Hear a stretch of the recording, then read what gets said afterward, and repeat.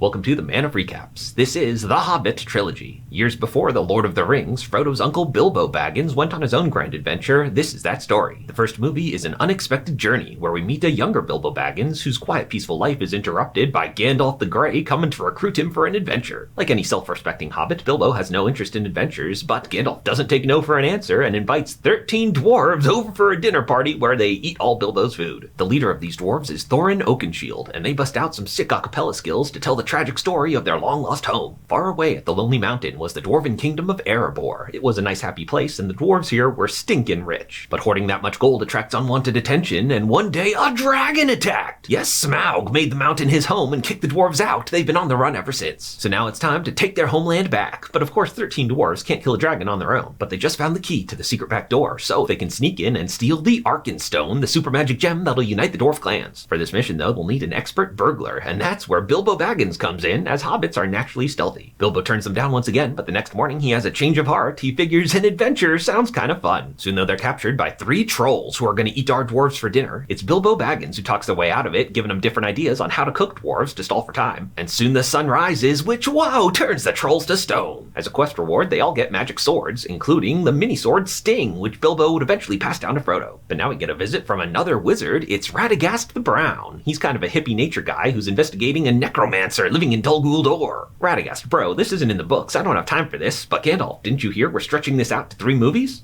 Well then, I better check it out. Speaking of plot lines that weren't in the book, our party's being hunted by a big buff orc, Azog the Defiler. He and Thorin had a fight a while back. In fact, this was the battle in which Thorin picked up an oaken branch and used it as a shield, got his name Thorin Oakenshield. So now the orcs are on their tail. It's Radagast who leads them out of there with his bunny rabbit sled. Okay. Now the dwarves make it to Rivendell, the elf city where Elrond lives, but the dwarves really don't like elves. But they need his help. He's the only one that can read the map to tell them where the secret door is that'll only be visible on the special day. So the adventure continues, but one night they sleep in a cave that, whoa's got a trap door leading them down to the Goblin City where there's a massive super fat goblin. Things look bleak until blam! Gandalf shows up and it's a big epic escape scene. They make it out of there, but they're one person short. They lost Bilbo. Yeah, Bilbo got separated right off the bat and ended up falling to the deep depths where what did he find but a ring? Yes, the one ring that would cause so much trouble later.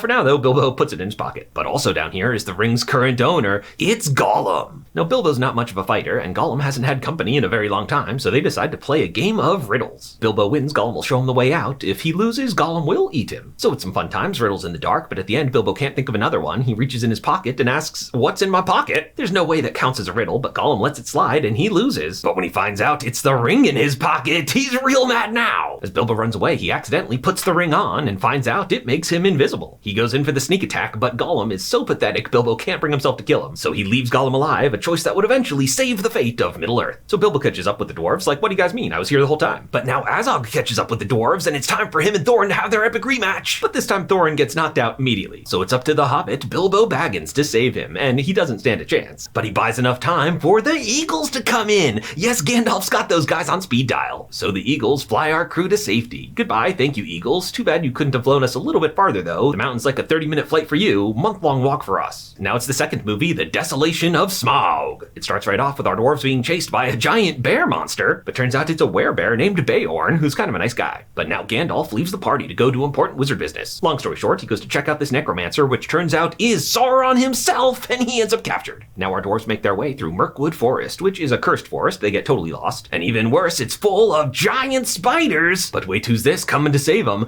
Yeah, that's right, it's Legolas. He's in this movie. The Mirkwood elves aren't friendly though. They arrest our gang for trespassing, and turns out Legolas's dad is the elf that abandoned the dwarves when Smaug attacked, so Thorin hates him most of all. Also in this movie is a female elf, Tauriel, and if you wanted to spend a lot of time on a dwarf elf romance, you're in luck. But now Invisible Bilbo is here to save the day. He stages a jailbreak where he puts them in wine barrels and sends them down into the river. The elves are gonna stop him, but wait, what's this? It's an orc attack! That's not Azog, it's a different orc named Bog. And so it is the epic barrel-riding river chase scene. Legolas in Lord of the Rings was famous for pulling off super cool stunts, but in this movie it's fully CGI and he's just become a video game character. In the end, the dwarves escape, but now they're found by a human, Bard the Bowman, Master Archer, who no one told archery was kind of Legolas's thing. And so he rebrands as Bard the Boatman and gives our dwarves a ride to Lake Town. There's a long subplot here about the corrupt mayor and his annoying assistant, but we don't need to get into it. Long story short, Thorin's like, hey, help us get to the mountain and we'll give you guys a share of the treasure. So the dwarves finally make it to the Lonely Mountain. We've got the key and the secret back door, the last light of the moon, and we're inside. So it's time for their burglar, Bilbo Baggins, to actually do some burglaring. This should be a nice easy mission as long as you don't wake the dragon, which Bilbo immediately does. Once again, Bilbo has to talk his way out of it by basically flattering this dragon, and Smaug hasn't had a visitor in a while. He's happy to chat for a bit until he gets bored and Bilbo barely makes it out of there. The dwarves come to back him up, but they can't fight this thing. They basically gotta run. And it's a huge mountain in here. They're playing cat and mouse for about half an hour, and it somehow makes a dragon encounter boring. Some of the dwarves stayed behind though because Keely's real sick. He got hit with the orc poison arrow, but now his elf girlfriend shows up to do some elf healing magic on him, and they fall even more in love. Legolas is here too. He fights Bolg to give him something to do in this movie. Finally, the dwarves have a plan. They trick Smaug into breathing fire at the old furnaces, which turns him back on. Then they lure him into a trap where they unleash a torrent of molten gold, burying Smaug in their shiny new floor. Naturally though, that doesn't work. It just made Smaug mad, and now he's sick of chasing dwarves around. He's gonna take his vengeance on Lake Town.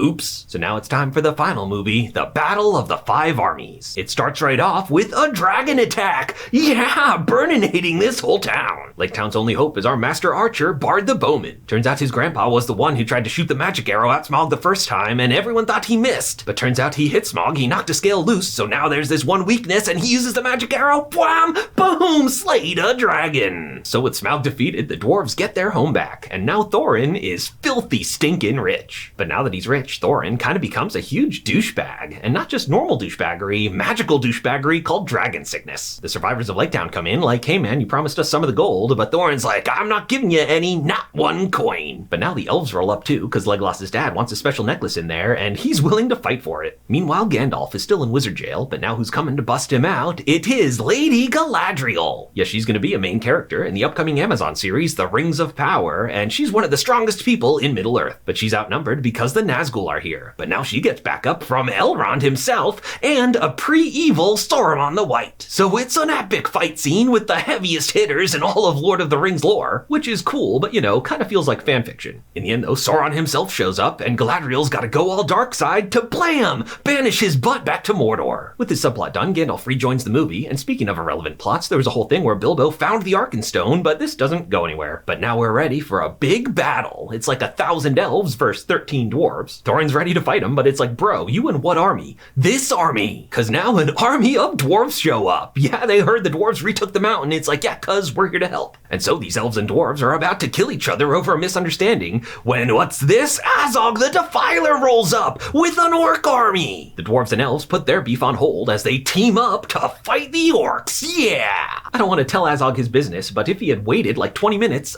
his enemies would have killed each other. And thus begins the Battle of the Five Armies, although it's unclear what 5 armies there are. There's the elves, of course, led by Legolas's dad riding a moose, and the dwarves led by this guy riding a pig. There's also the human survivors of Lake Town, which the word army, I think, is a bit generous. They're all fighting the 4th army, the orcs, led by Azog. The 5th army, I think, are the orc reinforcements that spend the whole battle on the way. And so, an hour of messy CGI later, the good guys are about to lose. But now Thorin's having a hallucination where he overcomes his dragon sickness, sorry I've been a douche, and he leads the dwarves on a rallying charge. Thorin goes in for the 1v1 with Azog, while our lovebirds go in for the 2v1 with Bolg. But what's this? No, Keely's killed! They don't get a happy ending. Legolas has to step in to finish him off, and he wins of course because the laws of physics no longer apply to him. Now at the end, the orc reinforcements finally arrive, but good guy reinforcements come too, cause the eagles are coming! And yeah, air superiority is a really nice thing. But Azog is about to beat Thorin. Thorin's left with no choice but to let him stab him so that he's close enough to stab him back. By the way, Bilbo Baggins was nearby helping out the best he can, and now he's there for Thorin's final words, and it's a tragic death. But overall, the day is saved. Bilbo's grown from his venture and says goodbye to his dwarf best friends. And it's there and back again as he makes it home to the Shire, where unfortunately he discovers all this stuff has been auctioned off because he was presumed dead. And that's where the Hobbit trilogy comes to an end.